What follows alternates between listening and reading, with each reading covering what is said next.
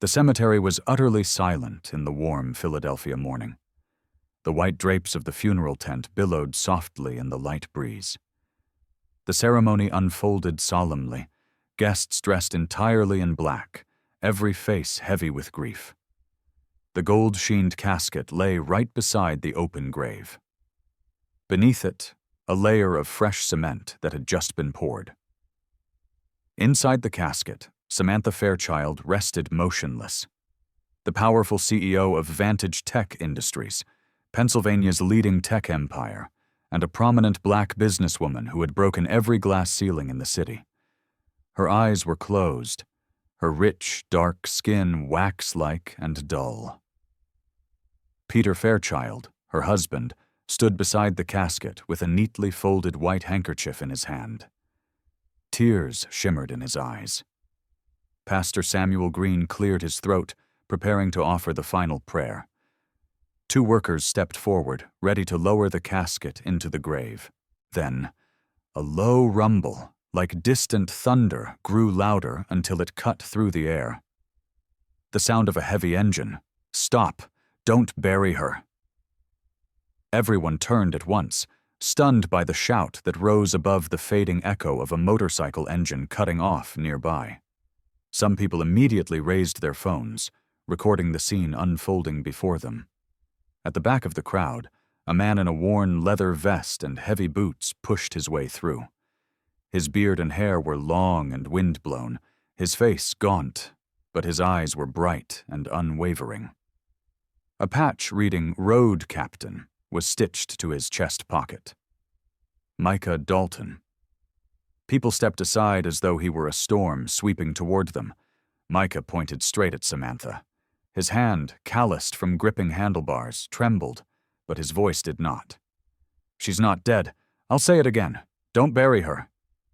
"Who is he?" someone whispered. "Is he a gang member?" another murmured. "Security?" someone barked. Two guards stepped forward to block Micah, but he slipped past them with the agility of someone used to dodging trouble, continuing ahead. The wind kicked up the edges of his leather duster like wings.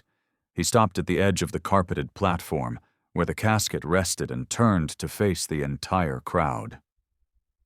"My name is Micah Dalton," he said, breath unsteady. "Listen to me. This woman is still alive." Peter Fairchild froze, his face hardened, turning cold as stone. "Get this biker trash out of here," Peter snapped. "Sir, you must respect the dead. Samantha is my wife. She has passed. We will bury her in peace." The crowd murmured. The pastor lowered his Bible. The two workers hesitated.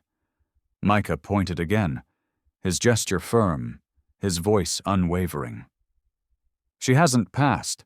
Someone gave her something. It slows the heartbeat. It cools the body. It fools the eye. She looks dead, but she isn't. Give her the antidote right now." A ripple of shock swept through the rows of mourners. "Antidote?" someone whispered. "What is he talking about?" another murmured. Camera lenses tilted forward. A reporter leaned in, trying to catch every word. Peter's face tightened with anger. "Enough," he said, turning to the guards. "Remove him." But Micah didn't move. He lifted his chin. "Peter," he said softly, as if he had known him for years. "You know what you did, and Dr. Mason Keating knows too."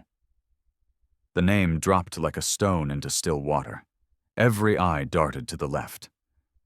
The family doctor, Mason Keating, stood there with his stethoscope tucked into his pocket, his lips pressed tight. He looked at Micah the way one looks at a door that should have stayed locked forever. "Pastor," Peter said sharply, "continue the ceremony."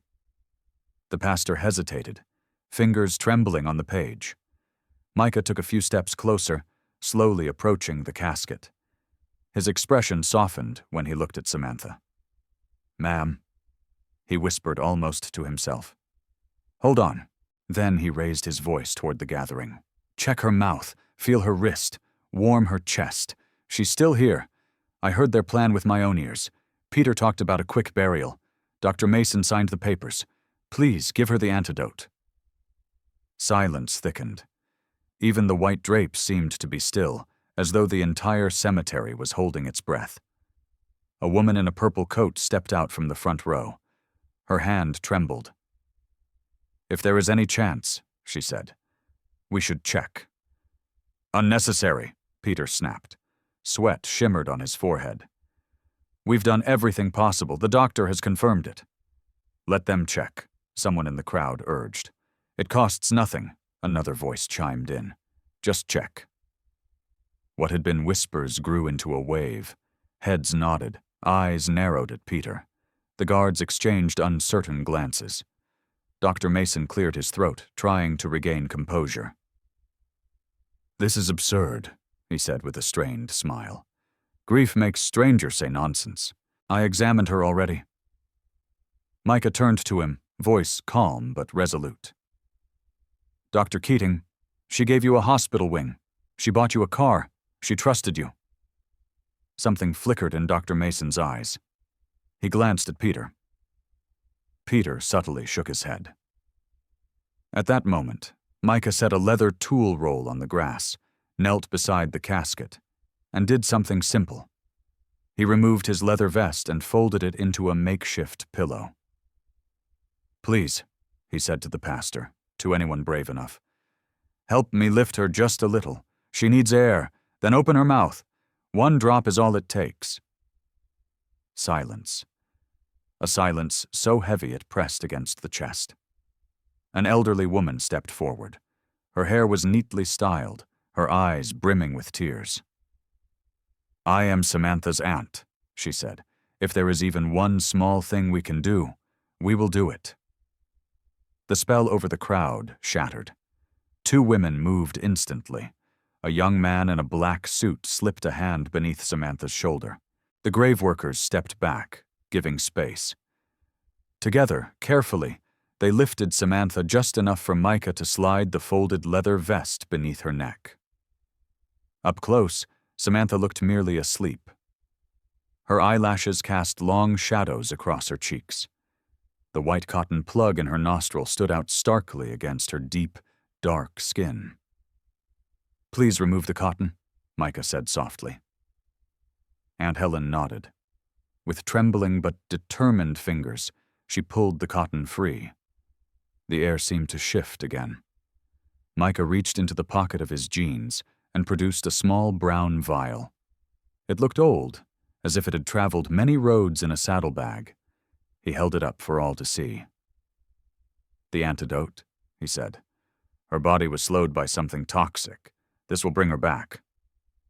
Peter lunged, but two mourners stepped between him and Micah. "Let him try," one said. "If it doesn't work, we bury her. But if it does, then what? What?" Peter spat. "Then what?" "Then we thank God," Aunt Helen said, her eyes sharp as blades. Dr. Mason's jaw tightened. "Don't put an unknown substance into—" "Doctor," Aunt Helen said, her voice low but weighty. "If you are certain she is gone, this will do nothing. Let him try." Every gaze was fixed on the tiny vial. The sun slipped out from behind a cloud, its light falling over everything as if an invisible hand had placed it there. On the casket, on the open grave, on the biker in the worn vest who suddenly looked like the last hope any of them had. Before the story continues, if you're watching from somewhere, leave your city in the comments. And don't forget to subscribe so you won't miss the next part of this story. In your opinion, will the drop Micah is about to release truly pull Samantha back from the boundary between life and death? Or is all of this nothing more than a desperate illusion? Micah knelt down. This time his hands no longer trembled. They were steady, as though guided by a single purpose. He twisted the cap off the vial and dipped the glass dropper into the clear liquid inside. Then he turned to Aunt Helen. "Please help me open her mouth." Aunt Helen leaned down gently, using her fingers to part the corner of Samantha's lips. The young man in the black suit lifted her shoulders a little more, so her head tilted at the right angle. Micah bent close, and almost instinctively the entire crowd leaned with him. Peter trembled violently. "If you do this," he began, but his voice suddenly faltered, as if strangled in his throat. Micah raised the dropper, holding it directly above Samantha's mouth. "One drop," he whispered. "Come back, ma'am. Come back to the road." He squeezed gently. A single clear droplet fell, landing on Samantha's tongue. No one breathed. Not a single leaf stirred. Micah counted silently, each number heavy as stone. 1, 2, 3. Nothing. 4, 5. A cold gust swept through the white drapes, making the entire funeral tent tremble. 6. Micah's hand began to shake. He lifted the dropper again, preparing to release another drop. "Don't you dare!" Peter screamed, lunging forward. But Aunt Helen threw out her arm, her voice sharp as a blade. "Stay where you are!" Micah squeezed gently. The second drop fell, and in that fragile instant between the droplet and Samantha's tongue, before it even touched, a tiny sound fluttered from her chest, so faint it could have been the wind or the memory of a breath. "Was that a cough?" someone whispered, voice laced with fear. The drop touched down. Samantha's throat twitched, her lips parted.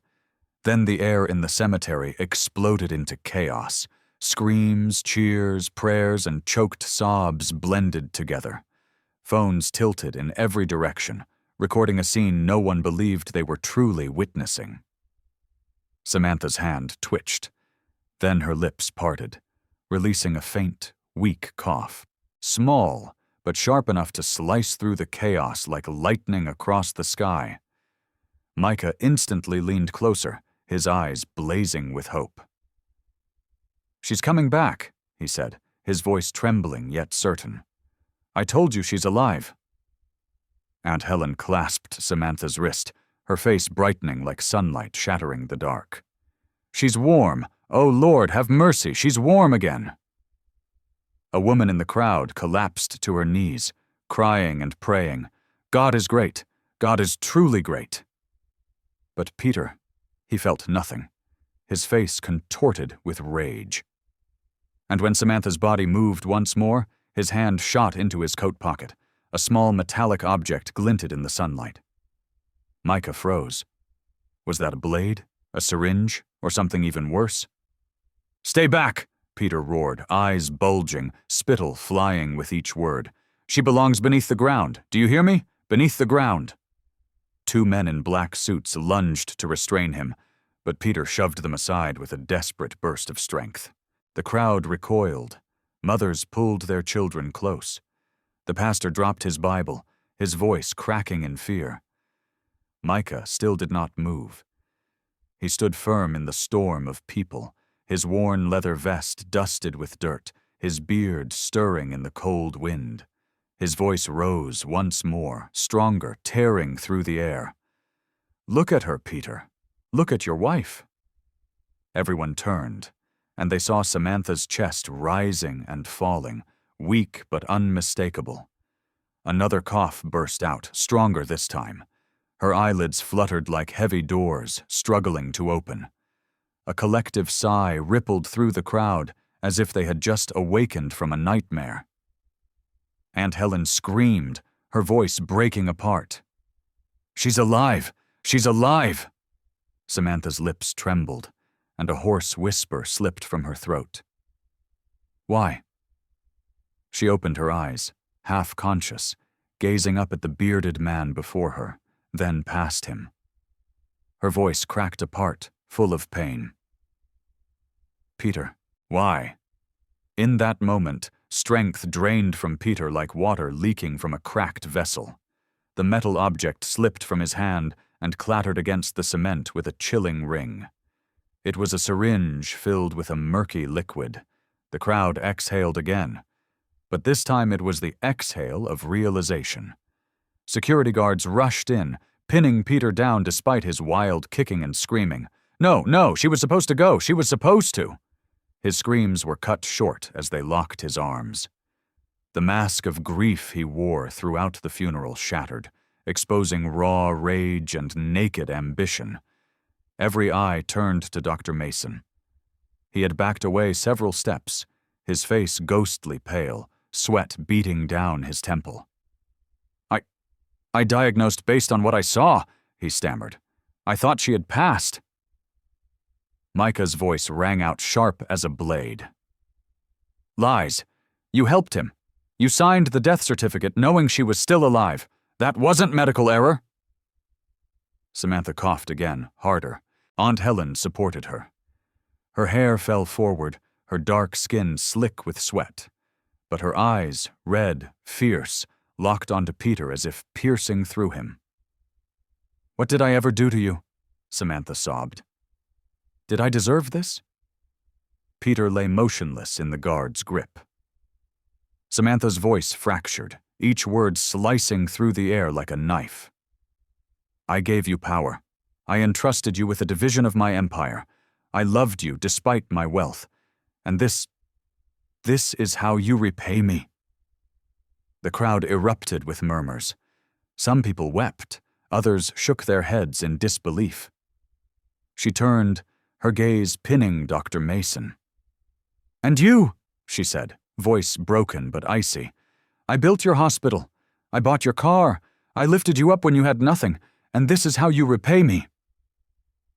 Dr. Mason opened his mouth, but no words came. His silence admitted everything. Samantha swayed. Her strength was fading.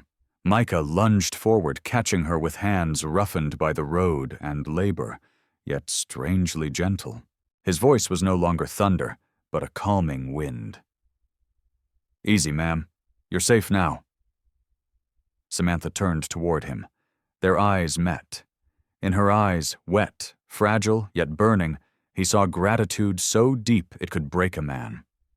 She looked past the tangled beard, the biker vest. She saw the man who had pulled her back from death's edge. Who are you? She whispered. Why did you do this? Micah lowered his gaze, his voice rough and gravelly. Because I knew the truth. Yesterday I heard him in the car talking about a quick burial, about silence, about how the empire would be his. I couldn't let it happen. Not again. The mourners leaned in, absorbing every word. Samantha gripped Micah's arm, her breath shaky but growing steadier. You saved me, she said, her voice cracking. You gave me my life back. Peter thrashed again, screaming in desperation. She's supposed to be mine. Everything is supposed to be mine. But his cries vanished into nothingness, swallowed by tears, prayers, and the furious stares aimed at him. In the distance, police sirens wailed. Squad cars rushed into the cemetery, red lights flickering across the stone markers. Micah, still kneeling beside Samantha, lifted his head toward the sound. His eyes burned, not with pride, but with the deep sorrow of a man who had once lost everything. Samantha saw it. She placed her hand over his, gently squeezing. Stay with me, she whispered. Don't leave my side. As the police entered the funeral tent, as one chapter slammed shut and another trembled open, Samantha Fairchild, the woman they believed dead, was breathing. And the man who had pulled her back from the grave, the biker the world overlooked, was about to change everything. After the incident, Micah was invited to Samantha's estate. The lights in Samantha's private study cast a warm, golden glow, draping soft shadows across the oak bookshelves. Outside the window, Philadelphia sparkled with night lights. But in this room, the world had narrowed to just 2 people. Samantha poured 2 glasses of red wine and sat across from Micah. He had changed clothes, just a simple clean shirt and jeans, but the humble air of someone who had weathered storms still clung to him. His hand trembled slightly as he held the glass. Micah, Samantha said gently, you saved my life, but I see something in your eyes, something that has never been spoken aloud. A grief so deep you think no one can see it. Will you share it with me? Micah stared into the wine glass as though searching for courage in its dark crimson. A long, slow silence passed. Then he exhaled, heavy, as if releasing years of weight. "Mrs. Fairchild," he began, voice rasping, "I wasn't always like this." Samantha leaned forward slightly. Her entire soul was focused on every word he was about to say. 7 years ago, Micah said, his eyes distant as if peering through time. "I was a software engineer. Not wealthy, but comfortable. I had a wife, Emma, and a little girl named Lily. She was my whole world." His voice shook. He paused to swallow the lump in his throat. "We lived in a small house in the suburbs. Nothing big, but full of laughter. Lily loved to draw. She drew butterflies, our tiny house, and the three of us holding hands. I put her drawings on the fridge, swapping them out every week." Tears began to fall down his cheeks into his beard. "Then my company went bankrupt. I lost my job. I applied everywhere, sent out hundreds of resumes, but no one wanted a 40-year-old engineer in a shrinking market. Our savings dwindled. Bills piled up like mountains. Emma worked extra shifts, but it still wasn't enough." Samantha placed a hand on the table, hesitating as if wanting to comfort him, but not yet daring to touch. "Then the fights began," Micah said, voice tightening. "Emma said I wasn't trying hard enough. I said she didn't understand. We screamed at each other while Lily sat on the stairs holding her teddy bear, crying. I saw the fear in her eyes, but I couldn't stop. I was sinking too deep." He wiped his tears, his hand shaking. "One night, I came home from yet another failed interview, and the house was empty. No Emma, no Lily, just a note on the kitchen counter." His voice dropped to barely a whisper. "Micah, I can't do this anymore. I'm exhausted, and there's something I need to tell you. Lily is not your child. I'm sorry. Don't look for us." Samantha inhaled sharply, her hand covering her mouth. "I read it 10 times. 20, Micah said, suppressing a sob. I collapsed onto the floor and screamed. The child I rocked to sleep, taught to ride a bike, who called me daddy, wasn't mine." He set down his wine glass. His hands were shaking too badly to hold it. "I couldn't stay in that house. Every corner reminded me that I had lost everything, or maybe never truly had anything at all. I stopped paying the mortgage. The bank took it back. I bought an old Harley with the last of my cash, packed a bag, and just drove. I slept in parks, under bridges, in alleys. I became a ghost on the highway." "Micah," Samantha whispered, tears in her eyes. "I wanted to die," he said plainly. "Many nights I stood on bridges looking down at the river, thinking just one step, and it's over. But I couldn't jump. Maybe I was a coward, or maybe some part of me still wanted to live. Then 6 months ago," Micah continued, "the manager at Oakmont Cemetery needed a night watchman. No resume required. Just show up, keep the ground safe, and clean up. They gave me a small shed to park my bike and sleep. Not much, but it was a roof, a reason to go on." He looked down at his hands, calloused, scarred by the handlebars and long, lonely nights. "That day, when I overheard Peter and Dr. Keating talking," he said, voice cracking, "I was checking the back parking lot. It was dark. They didn't see me. I heard Peter say, 'The drug worked. She's cold now. Tomorrow, bury her early before anyone suspects.'" Samantha gripped her chair tightly. "Dr. Keating said he was scared. Peter told him, 'Do it or lose everything.'" Micah closed his eyes for a moment. "I stood there in the shadows, shaking. If I stayed silent, an innocent woman would be buried alive. And I remembered Emma, remembered Lily, remembered how I couldn't save what I had. I failed my family. But this time, I couldn't fail." Samantha stood and walked around to him. She knelt before Micah, an act that made the entire room seem to hold its breath. She took his hands and squeezed them. "Micah," she said, voice trembling but strong, "you did not fail. Life failed you. But you didn't give up. You saved me. You gave me a second chance. And now, let me give you the same." He lifted his head, eyes red, voice barely a shadow. "I don't deserve—" "Hush," Samantha said softly but firmly. She placed her hand against his cheek. "You deserve this and more." They stayed like that. Two people who had been crushed by life in different ways, holding each other's hands, tears mingling. And in that moment, both of them were beginning to heal. 1 week later, the trial of Peter and Dr. Mason began.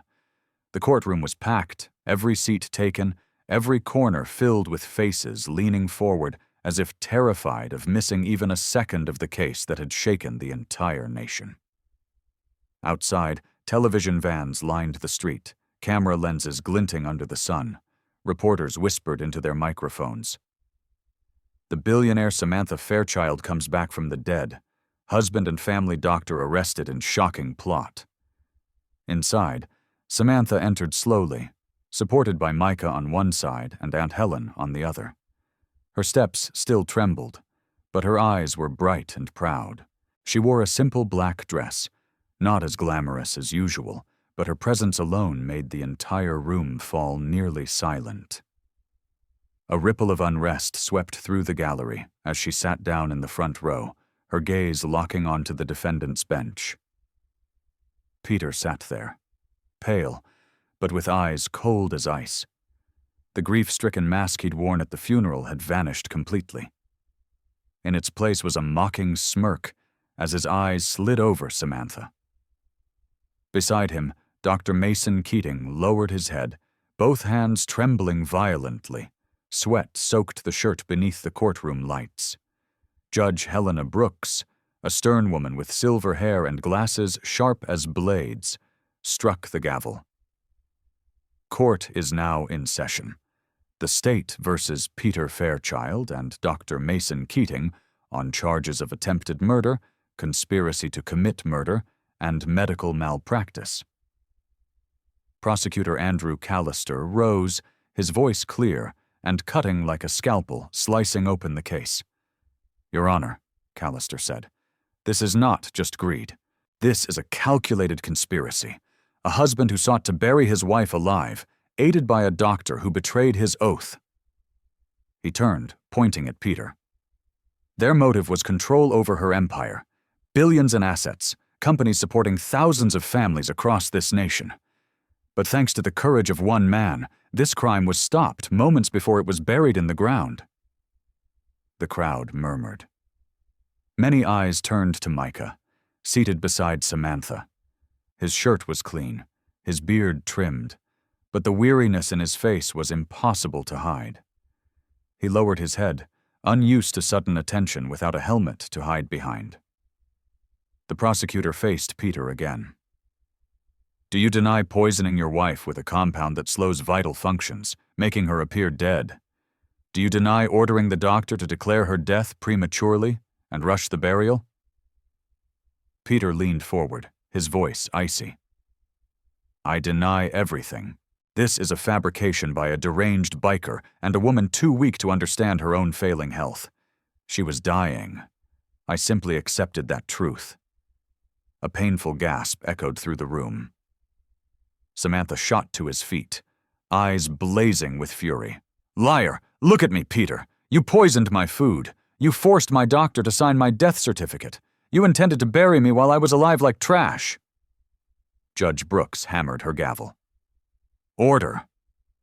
But the room remained taut as a snapping wire. Prosecutor Callister lifted a small evidence bag. "Your Honor, this is the substance found in the syringe beside the gravesite. Toxicology confirms it is a paralytic, slowing the heartbeat and making the victim appear dead. Only a trained doctor could verify life signs. And this doctor signed the death certificate." All eyes swung to Mason Keating. He shrank back, his face collapsing. Then he burst into tears, confession spilling out. "I was threatened. He forced me." Peter said, If I didn't sign, he'd ruin me, my family, and my hospital. I signed because I was terrified." Samantha stared straight at Mason, her voice molten with fury. "Terrified? You let them put me in a casket. You let them lower me into a grave. You betrayed your oath. And you betrayed me." Mason buried his face in his hands, sobbing. "Forgive me, Samantha. Please, forgive." The prosecutor turned to the judge. "We have the toxin, the syringe, the victim's testimony, and the witness who risked his life to speak the truth." Micah froze as the prosecutor extended a hand toward him. The courtroom swiveled in unison. The whispers rose like waves. "That's the cemetery worker, the biker who stopped the burial." Judge Brooks nodded. "Mr. Micah Dalton, please step onto the witness stand." Micah rose slowly, each step echoing through the dead still air of the courtroom. He stopped at the witness stand, his calloused hands gripping the wooden railing as if to steady himself. The oath was read, and he responded in a low, steady voice, solid as stone. Prosecutor Callister leaned forward. "Mr. Dalton, please tell the court what you witnessed." Micah lifted his head. His eyes swept across the packed room filled with people waiting to hear the truth. He swallowed, then spoke, not shakily but heavily, honestly. "The night before the funeral, I was working the night shift at Oakmont Cemetery. Around 11 I heard a car stop near the back gate. I went to check." The entire courtroom leaned toward him as though afraid to miss even a single syllable.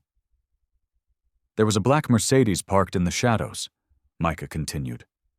"Peter Fairchild and Dr. Mason Keating were inside. They were arguing. I didn't intend to eavesdrop, but their voices were too loud."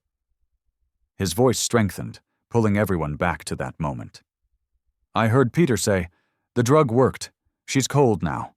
Tomorrow we bury her early before anyone suspects.'" The courtroom exploded with noise. Judge Brooks had to strike the gavel repeatedly to restore silence. Micah went on, his eyes tightening. "Dr. Keating said he was scared. Peter told him, 'Do as I say or you lose everything. Sign the death certificate. Declare she died of heart failure. No one will question it.'" He paused, his voice breaking. "I knew that if I didn't act, they'd bury her alive. So I stayed at the cemetery. When they brought the casket, I begged them to stop. They called me crazy, but I saw her finger twitch. I couldn't let them lower the casket." Tears streamed down his weathered face. "I lost my wife and daughter years ago. I was helpless, but not this time. Not this time." Soft sobs sounded from the gallery. Samantha brought a trembling hand to her mouth and whispered, "God bless you, Micah." Defense attorney Robert Finch shot to his feet, his voice dripping with disdain. "We are expected to believe the word of a cemetery worker? A man who sleeps in a shed and rides with bikers? How do we know he didn't imagine everything? Or worse, was paid to fabricate it?" Micah tensed, but he did not lower his head. "I may be poor," he said, his voice ringing through the courtroom. "I may have lived on the road, but I do not lie. I gain nothing by lying. Only the truth needed to be spoken." The room went so silent that one could hear individual breaths. Judge Brooks nodded, her eyes razor-sharp. "The witness has testified with courage. The court will consider his statement along with all supporting evidence." Peter suddenly slammed his hands on the table. "He's lying! They're all lying!" But his voice cracked, desperate, hollow, pitiful. "Order in the court!" The gavel struck again. As the proceedings continued, everyone in the courtroom felt it. The mask Peter had worn for so long had shattered completely. His hunger for power, the empire he had dreamed of stealing, all of it was slipping through his fingers. Meanwhile, the man Peter never once acknowledged at the height of his wealth had become the key to bringing him into the light of justice. Samantha quietly lowered herself onto her seat, her trembling hand reaching for Micah's. He took it, not as victim and savior, but as two lives once crushed by darkness, now finding light in each other. And everyone in the courtroom felt it. This wasn't just Samantha's return from the dead. It was Micah's rebirth as well. The battle for justice was nearly won, but the journey of redemption, and perhaps even the journey of love, had only just begun. The trial lasted for many days. Every morning the courtroom was packed with reporters, business magnates, and ordinary citizens who simply wanted to witness the impossible with their own eyes. Samantha Fairchild alive and fighting for justice herself. Outside, news vans lined 2 full blocks. Cameras followed every step of the witnesses. Journalists whispered into microphones and headlines blazed across Pennsylvania. From the grave to the courtroom, the astonishing return of Samantha Fairchild. Inside, the air was thick with tension. Peter sat motionless. The expensive suits he once wore flawlessly now wrinkled, his eyes bloodshot from sleepless nights.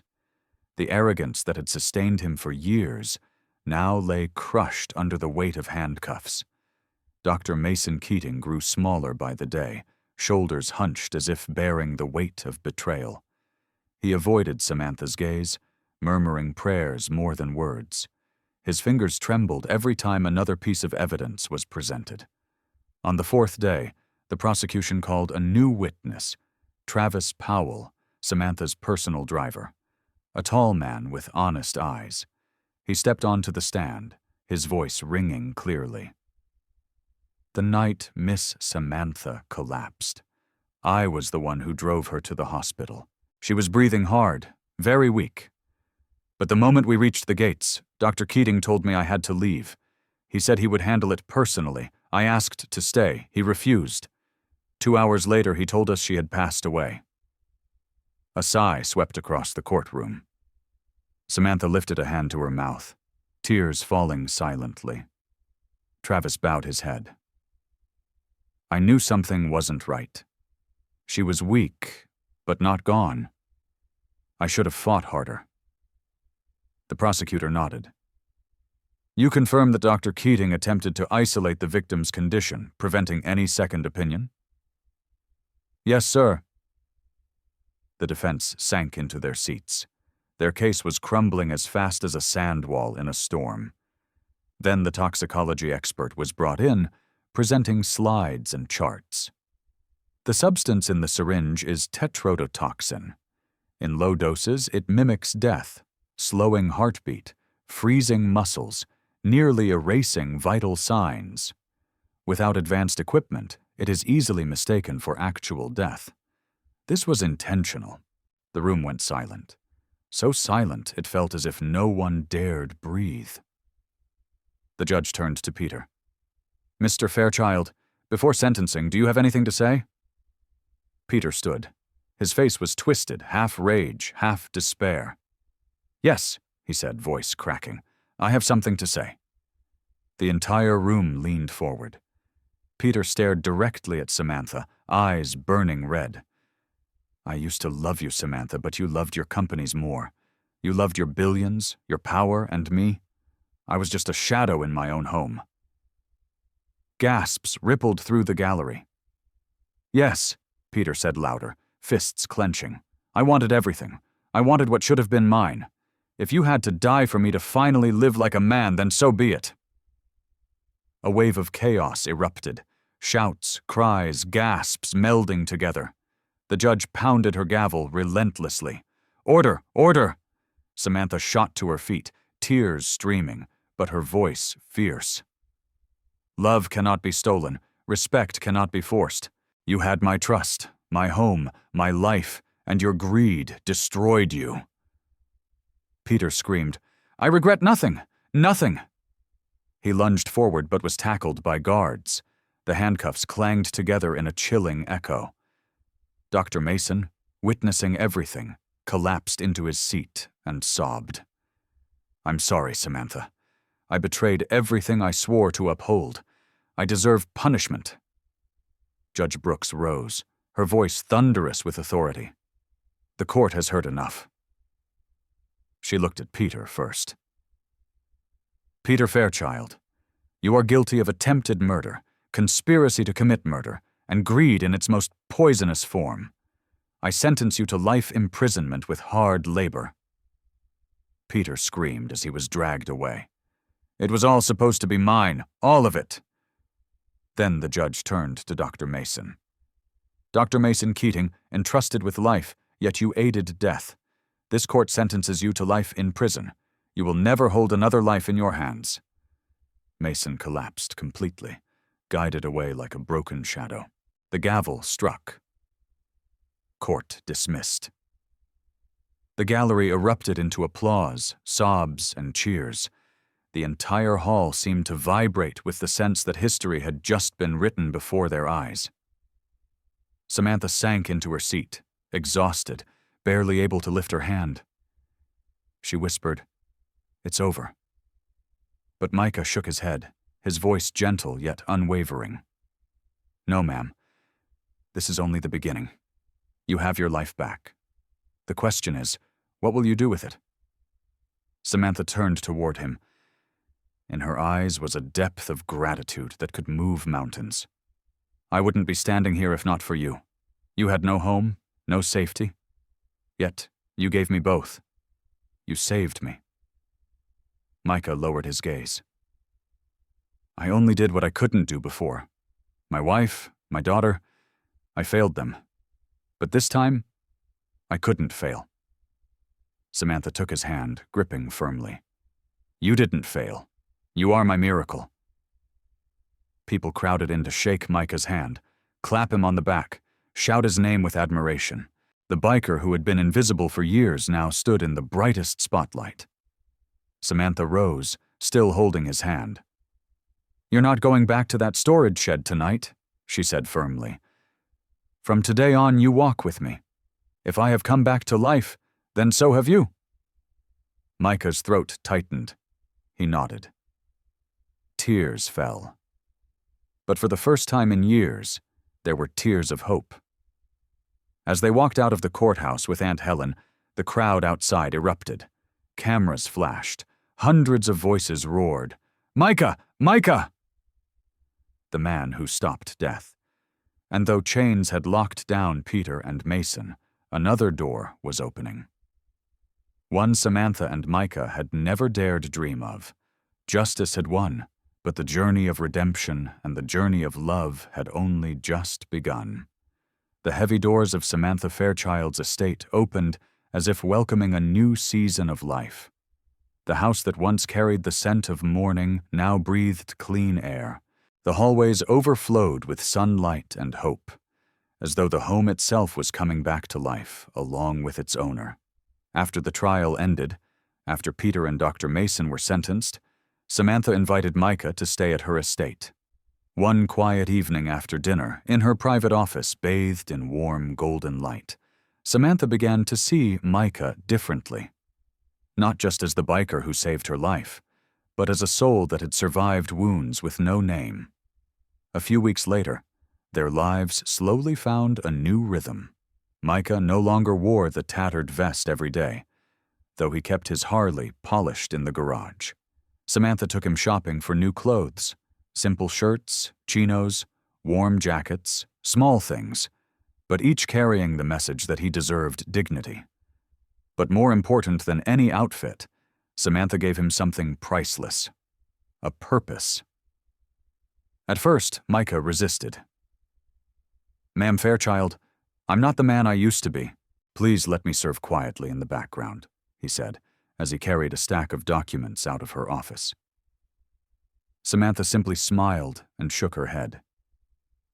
"You will not hide anymore. You gave me back my life. Let me give you your own." So Micah began helping with small tasks at Vantage Tech Industries, moving documents, checking schedules, and organizing paperwork. He did everything with humility, walking through the halls with a small, careful posture, head slightly lowered as if afraid of being seen. But then something no one expected happened. One afternoon, during a tense board meeting, the main presentation suddenly crashed. The slides disappeared, the file corrupted, and panic rippled through the room. While investors sat waiting, executives scrambled. The entire room fell into chaos. While everyone rushed around, Micah stepped forward quietly without drawing attention. He bent over the computer. Minutes passed. His hands moved across the keyboard with a confidence no one had ever seen from him. And then the slideshow restarted. A collective exhale burst across the room, nearly applause. "Where did you learn that?" a stunned executive asked. Micah paused for a moment. "I used to be a software engineer before everything collapsed, before I hit the road." Samantha looked at him, her eyes filled with pride. She rose to her feet, her voice firm and carrying through the boardroom. "From this day forward, Micah is no longer working behind the scenes. He is my special advisor, and his counsel will guide this company." The board members exchanged glances, some astonished, some skeptical, some curious. But no one dared challenge Samantha, and no one could deny Micah's skill. For the first time in years, Micah stood tall. His eyes no longer avoided others. His hands no longer shook. He was no longer the forgotten drifter. He was a man restored, a man whose worth the world had nearly buried. And with his help, Vantage Tech Industries entered a new chapter, stronger, more humane, and forever changed. Samantha and Micah grew closer in ways neither of them had expected. The evenings in her study, where warm yellow light reflected off old bookshelves, became a quiet, comforting ritual between them. They talked about life, faith, old wounds, and the second chances they never imagined they still had. Samantha admired him in a way she had rarely admired anyone. His unpolished honesty, his quiet wisdom, and a heart so sincere it could cut deeper than any diamond. For the first time since that cruel betrayal, her heart stirred again. And in the stillest nights, Samantha secretly wished that Micah could love her, not as the billionaire woman the world saw, but as a woman trying to learn how to heal. Yet Micah never seemed to notice the longing hidden inside her gaze. He was always respectful, always gentle, always keeping a slight distance. So small, yet impossible to cross. One afternoon, while they were walking through the garden behind the estate, lavender swaying softly in the breeze, Micah suddenly spoke with a rare excitement. "Samantha, I want you to meet someone.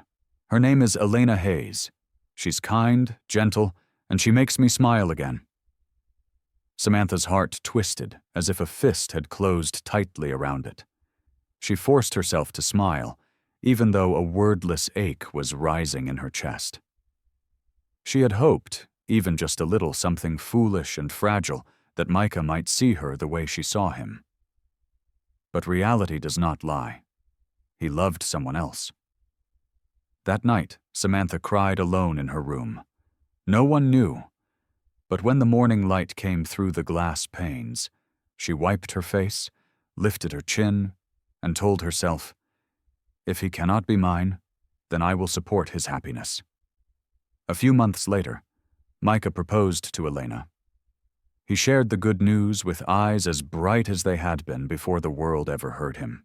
And Samantha, with a heart as soft as glass, but a will as strong as steel, smiled so flawlessly that no one could see the cracks beneath the surface. "It would be my honor," she said, as she insisted on sponsoring the wedding. Her voice was warm, sincere, except inside it was a delicate mixture of sweetness and bitterness, a blessing for the man she would never be able to have. The wedding day was beautiful. The garden was covered in white roses, golden drapes fluttering in the breeze like soft ribbons of sunlight. Micah stood tall in a navy suit, his solemnity never more complete than in that moment. His eyes lit up as Elena, gentle in an elegant white gown, walked toward him, each step light as the breath of early morning. Samantha sat in the front row. Her eyes shimmered as she watched the man who once stirred her heart step into a new chapter of his life. Though her heart had once longed for something different, the peace of this moment felt undeniable. When Micah and Elena exchanged vows, Samantha applauded, a sincere smile blooming on her lips. "This is what he deserves," she whispered. "Love, laughter, a new beginning." A few months after Micah's wedding, fate, as if wanting to balance everything, gently placed Samantha on a new path. At a charity gala, she met Jonathan Reeves, a well-known black businessman, admired not only for his wealth, but for his humility and compassionate heart. He didn't see Samantha as the powerful billionaire everyone else recognized. He saw a woman who had survived, who had risen from her own grave, and still knew how to give hope. They talked, then they laughed, then they met more often, and the first thing to return to Samantha's life was laughter. Their friendship slowly, naturally, shifted into something deeper, a solace, an understanding, a peace she once believed she would never feel again. When Jonathan proposed a few months later, Samantha said yes with a heart completely open. On her own wedding aisle, on her own wedding day, Samantha walked forward with the radiant beauty of a woman who had passed through darkness, yet still chose the light. In the front row, Micah and Elena sat side by side, newlyweds themselves, but filled with pride, clapping as she approached the groom. This time, there were no tears of longing, no hidden pain, only gratitude, and the certainty that every path they had walked, no matter how winding, had led them exactly where they belonged. A year later, life blossomed again in the most beautiful sense of the word. Micah and Elena welcomed a healthy baby boy, whom they named Daniel. Around the same time, Samantha and Jonathan celebrated the birth of their little daughter, Sophia. A gift Samantha once believed she would never have the chance to receive again. One golden evening, as sunset poured honey across the gardens of the Fairchild estate, they gathered together. Micah held Daniel in his arms, gently rocking him with the rhythm of a father who once thought he would be lost forever. Samantha pressed Sophia to her chest, resting the baby's warmth against her cheek, as if trying to imprint every fragile, perfect second. When their eyes met, tears rose quietly, not from pain, but from the miracle that they were still here, still breathing, still hoping. They remembered everything. The death that nearly claimed them, the betrayal that nearly buried them both in despair. But now they were surrounded by laughter, by little feet kicking into the air, by the promise of the future cradled in tiny, innocent hands. Micah lifted his glass of wine, the last light of day reflecting in his eyes. "From ashes to dawn," he said softly, yet with absolute conviction. Samantha smiled, her heart trembling as if reborn once more. She whispered back, her words light but resounding like an affirmation from life itself. "Yes, from ashes to dawn." As the children grew and the years drifted gently by like summer winds sweeping across an open field, Samantha and Micah remained close. Not as lovers who had missed their chance in this lifetime, but as two souls forged by fire. They had walked through death and found life again. They had faced betrayal and discovered redemption. They had stood at the darkest edge of despair, only to realize that light had been waiting for them on the other side.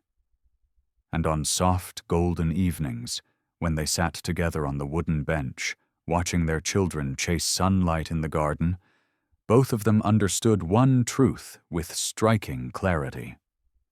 Love does not always take the shape of romance. Sometimes it is salvation. Sometimes it is a sacrifice.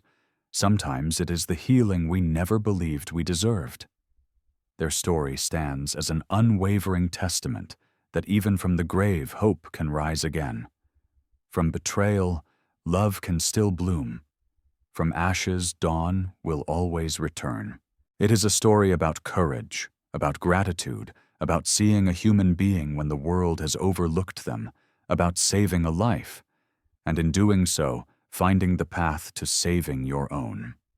And in the end, like a gentle promise whispered back to life itself, from ashes, dawn always comes. If you've reached the end of this story, thank you for staying. I hope Samantha and Micah's journey touched you in a special way.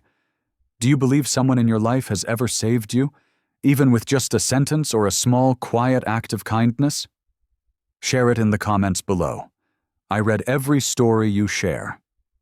And if you believe in the power of kindness, in healing, and in the second chances life brings, hit like, subscribe, and turn on the notification bell so you never miss the next story that reaches the heart. See you on our next journey. Thank you for being here.